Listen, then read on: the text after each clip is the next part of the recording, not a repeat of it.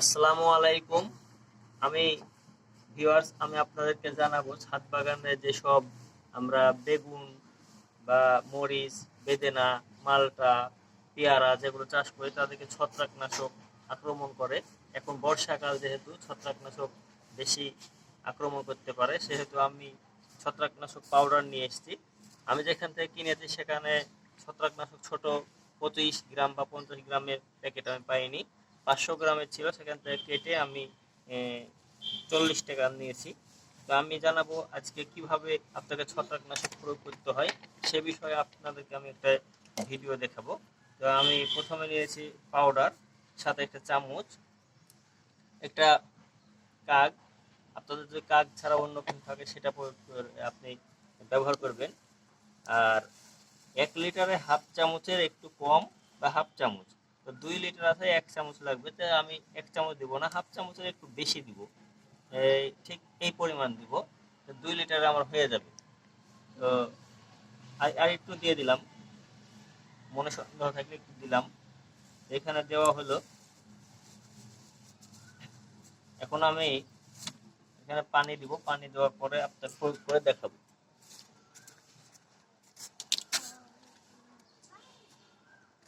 বর্ষাকালে অতি বর্ষা বা আপনার কুচকে যাওয়া পাতা, কুচকে যাওয়া রোগ হয়। তারপরে আপনার অনেক পোকামাকড় আক্রমণ করতে পারে। তো এই জন্য আমাদের ছত্রাকনাশক প্রয়োগ করতে হবে 15 থেকে 20 দিনে একবার করে। যেহেতু এখন আপনার বর্ষার সিজন, আপনি 15 দিন পর পর প্রয়োগ করতে পারবেন।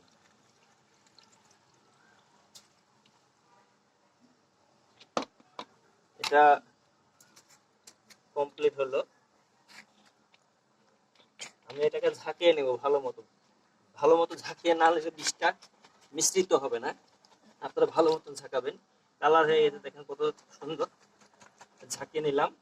আর একটু গ্যাপ আছে, একটু আপনাকে পূরণ করে দিতে হবে। যেহেতু আমার বিষটা একটু বেশি আছে, আমি ফাঁকা রাখবো না, পানিতে ফাঁকা রেখে রাখলে আমার হবে না। আর পানিটা দিয়ে দিলাম, আবার একটু ঝাঁকিয়ে নেব।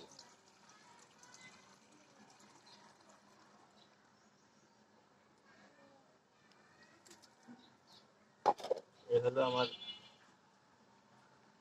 ছত্রাকনাশক। আবার একটু ঝাঁকিয়ে নিলাম, এখন প্রয়োগ করব। আমি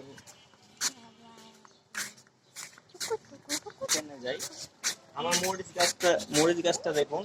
মরিচ গাছটা ফুল এসছে, ফল এসছে। আপনার কাছে এসো। এগুলো কুচকে গেছে, এগুলো এগুলো ভালো করে দেখাবো। আচ্ছা। এগুলো এগুলো কুচকে গেছে, দেখেন একটু ভালো করে দেখেন, এগুলো কুচকে গেছে। এই যে মরিচটা দেখেন, মরিচগুলো আসলে ফুলগুলো ঝরে গেছে অনেক। এজন্য আমি আপনাকে প্রথমে এইভাবে প্রয়োগ করতে থাকতে হবে। এইভাবে দিয়ে আপনার ভালো মতো প্রয়োগ করলে, এগুলো উপর থেকে দিবেন, উপর থেকে দিলে এটা গোড়া পর্যন্ত দিবেন। গোড়াতেও আপনার অনেক পিঁপড়া থাকে, পোকামাকড় থাকতে পারে। এগুলো থেকে রেহাই পাওয়ার জন্য আমাকে ভালো মতন প্রয়োগ করতে হবে। যেহেতু এটা পোকামাকড়ের আক্রমণ বা ছত্রাকনাশক যাই বলেন না কেন সেটা আছে এখানে, এগুলো ভালো মতন প্রয়োগ করতে হবে।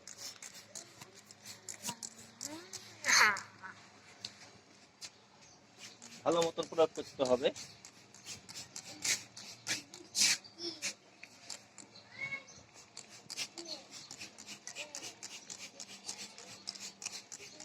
এগুলো দিলে আপনার অতি শীঘ্র ভালো হয়ে যাবে আপনার ইয়া। এবার আছে বেদেনা গাছে আমি দিচ্ছি। বেদেনা গাছে আমি 12টি নিয়েছি, 12টা ভালো ভালো জাতের নিয়েছি আমি। এগুলো যেহেতু আপনার ছত্রাকনাশক আক্রমণ করতে পারে, তাই আগে থেকে আমি দিয়ে নিছি। ডোকাগুলো দেখুন, ডোকাটাতে আপনার হচ্ছে কুচকে যাওয়ার মতন ভাব নিচ্ছে, এটা হবে না আর।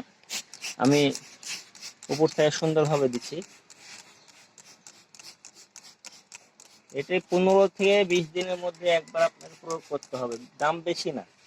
আপনি 40 টাকা নিয়ে আসলে আপনার 4 থেকে 5 বার বা 6 বারও আপনি প্রয়োগ করতে পারবেন। এখানে বেগুন গাছে আমি দিয়েছি, বেগুন গাছে ফুল আসছে এবং ফল হওয়া মাত্র পচে যাচ্ছে। এই যে তলে আপনার ছত্রাকনাশকের আপনার তলে আক্রমণ করা অনেক গুটি গুটি পোকা, একটু বাদামি কালারের পোকা দেখা যায়। এই আক্রমণ থেকে রেহাই পেতে হলে আমাদেরকে এখানে একটা বেগুন আছে দেখেন, এই বেগুন রক্ষা করার জন্য পাতাগুলো দেখেন, এই পাতাগুলো ফুটা করে ফেলছে ছত্রাকনাশক। এগুলো আর হবে না ইনশাল্লাহ।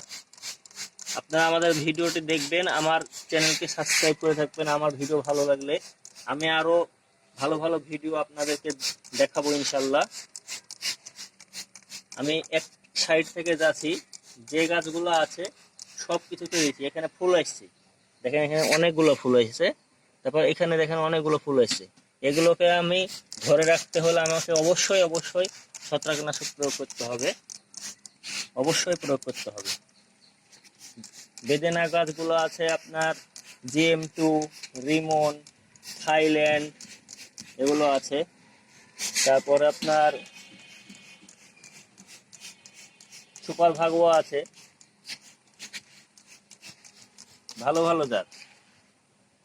দর্শক এখানে দেখেন একটি 3 ফল আমি আনছি।